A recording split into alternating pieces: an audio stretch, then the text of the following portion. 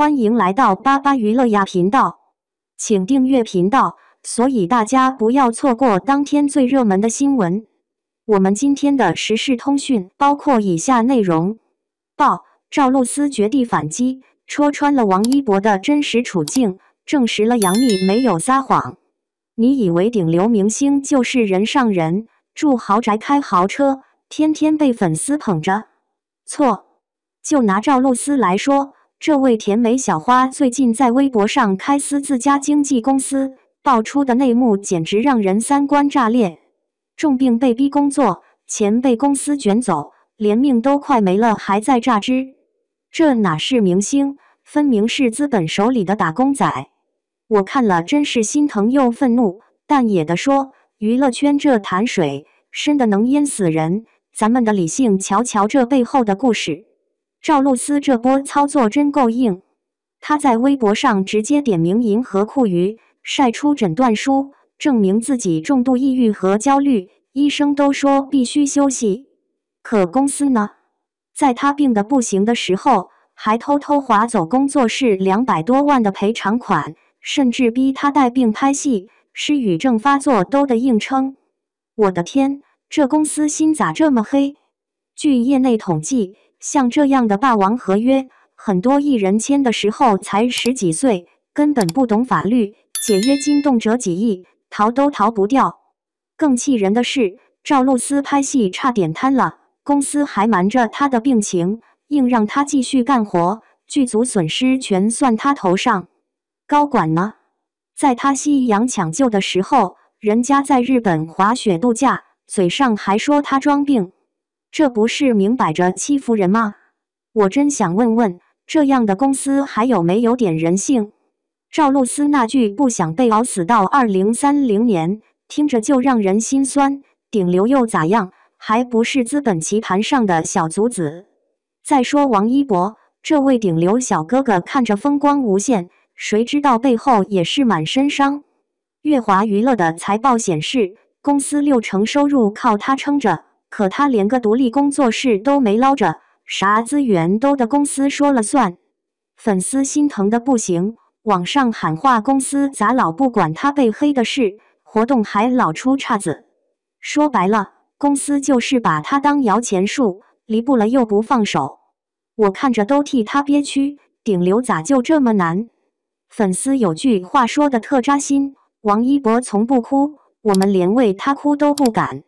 这话咋听咋酸。粉丝还爆料，公司今年官博动态都没咋提他，网上都在猜是不是合约快到期不续了。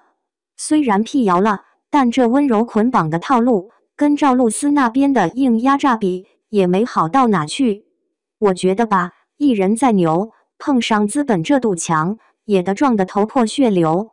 再看看杨幂，简直是绝地求生的教科书。他早年也惨得不行，剧签公司被威胁封杀，拍戏宣传都不让去，肺炎发作了还得硬撑着商演，肺气肿了还得笑脸迎人。可他没认怂，靠攻火了之后，一步步打回脸来。现在演酱园弄，影评人都说他脱胎换骨。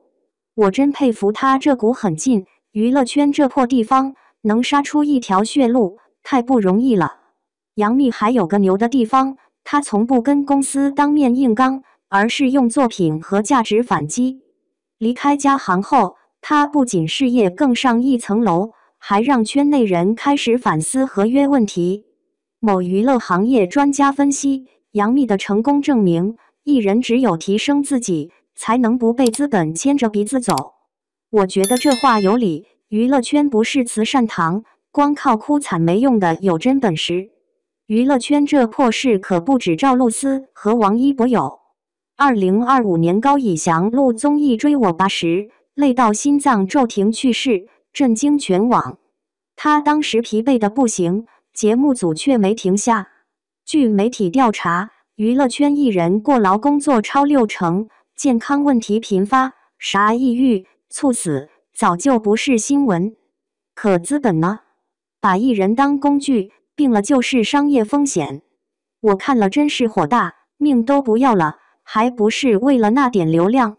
再说个老故事2025年张艺兴跟韩国 SM 公司的合约纠纷也让人感慨。他当时想回国发展，公司却拿高额违约金和资源限制卡他脖子。后来他硬是靠自己努力建了工作室，才慢慢站稳脚跟。这不跟赵露思他们一个套路吗？资本就是个大坑，艺人跳进去，想爬出来的脱层皮。我觉得吧，这种事啥时候能有个头，真是个大问题。乐华娱乐的套路也不少，除了王一博这棵摇钱树，其他艺人咋就没啥资源呢？有粉丝爆料，2018到2025年，公司有些偶像团体成员活动完就消失了，影视代言啥也没份，干等着公司安排。这不是明摆着偏心眼吗？顶流被榨干，普通艺人被晾着，资本这算盘打得太精了。我咋看咋觉得不公平，这圈子咋就这么现实？杨幂离开嘉行后，不光自己事业开花，还给圈内人指了条路。2025年后，有媒体报道，不少艺人在续约时开始争取资源和品牌保障，学着杨幂的路子，慢慢摆脱公司控制。这不就是活出自己的最好例子吗？我觉得杨幂这波操作，简直是给年轻艺人打了个样，告诉他们别怕，实力在手，资本也得低头。